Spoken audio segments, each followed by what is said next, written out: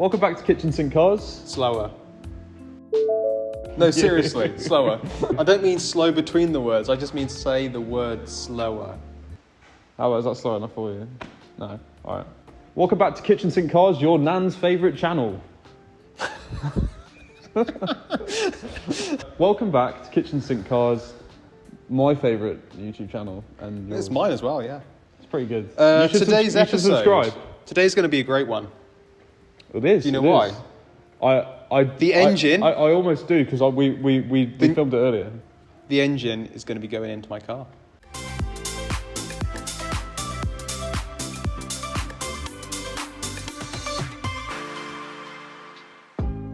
Today we're back working on my 2006 Subaru Legacy Spec B, and we're going to fit our fresh new engine from the scrapyard, replacing the overheating mess that the car came with.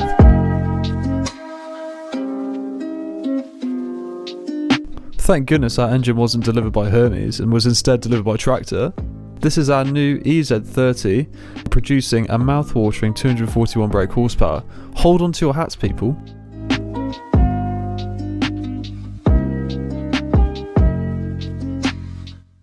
Here we are, new day, and the engine is in. Massive thanks to John for helping me with that. So, we're gonna continue on, put the bolts back in through the bell housing and the engine mounts, and we're also going to give the inlets a good wire brush, get them all back to shiny so that the mating surface is good for the manifold when that goes on top. So the bell housing bolts are all in, torqued up to spec. Plug or inspection cover is in as well, and the starter motor is all back on. Had to use the old starter motor as the new one that I bought doesn't actually fit through the hole there in the box. It's too large to fit through the hole. So I've had to put the old one on. It's not a real big deal, but it's a shame because I was hoping to have a nice starting motor. So the manifold is back on almost. The injectors are in both sides and the LPG injectors are all plumbed back in. A few bolts to put in the manifold now. And I'm going to double check that I've got everything plugged in, the electrics on the far side of it, and also the hoses, check they're all plugged into the right place. Yeah, after that it's bolt in the manifold, and then we continue.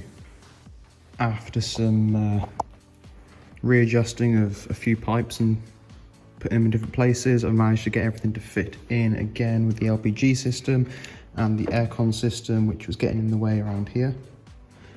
So that's all, LPG is all plumbed in now. The aircon and the power steering pump are both bolted in, tightened up.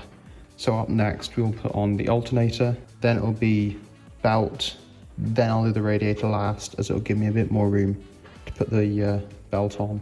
After that it will then be airbox, battery, and then we'll go underneath the car and put on the exhaust manifold, and then the lower pipe for the radiator, and then it should be time to start the car.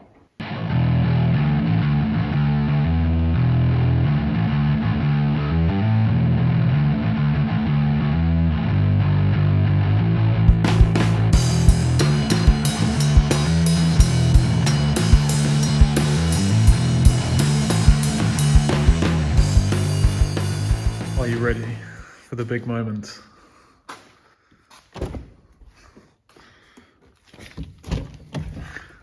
So here we go, Mark. The moment of the truth.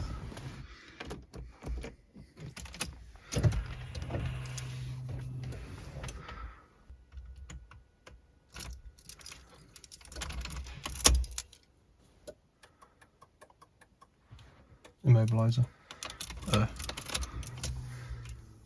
Is that your fuel pump? That sounded like something came out. Yeah. Let's have a look. Over that side. Is it that? Petrol. It's sprayed out there. Yeah. Okay, it's coming out of there. Just that one down there. Okay, so it's spraying fuel back out of one of the injectors. Okay, check the rest of them. And this one as well. For fuck's sake. Not going anywhere tonight, mate. We then got to work late into the night to reseat the injectors to avoid the fuel system flooding once again. This involved removing the airbox and the intake manifold, along with the LPG system on this car.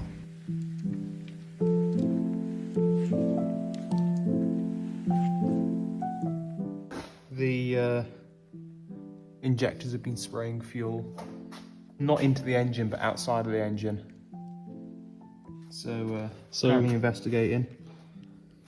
This O-ring here is quite loose. Possibly part of the issue, but I'm not entirely sure yet. So I've got one of the old ones here, just looking at it. It's a bit cruddy, but I think I might go back to the old one. If they work, they work. Yeah, airbox is off. LPG lube kit, that's all off.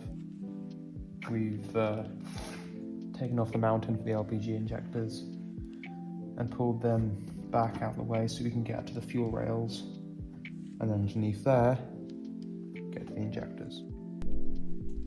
With everything back together, we had our fingers crossed for our second start.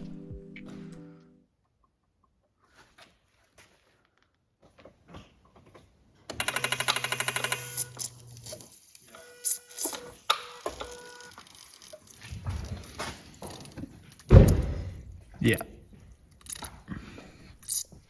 We pressed on once again, trying to get the injectors to seat to stop spitting out fuel. This proved harder than we thought. We did try a different set of injectors each time. I'm not even excited anymore. No. We tried again. And again. Alright, fourth time lucky.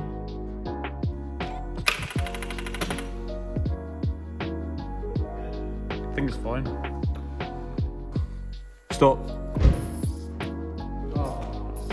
And again. Yeah, just that one. Finally, after several hours of waiting in the shed for the car to play ball, we had everything back together and our fingers crossed for our first start.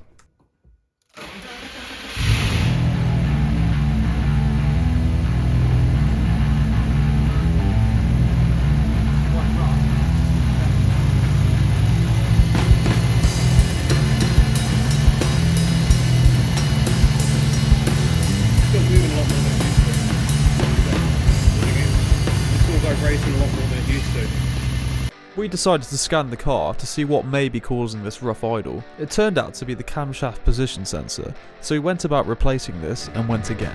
Give it a minute, what did you say for the mountain? Yeah. I get what you mean, it's quite jumpy, isn't it? Yeah. 3 days later.